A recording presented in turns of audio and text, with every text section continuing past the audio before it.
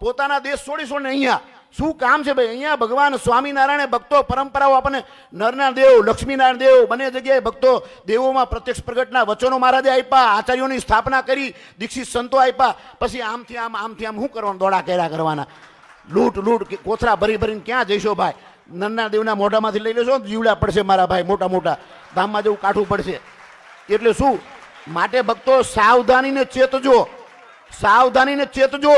પછી કે અમારે તો આમ હતું અમને ખબર નહોતી. અને પાછું ઓલા ભાઈ ત્યાં મારા ભાગીદાર હતા, ત્યાં આવતા હતા તો મારે લાવવા પડે, એવું ના હોય.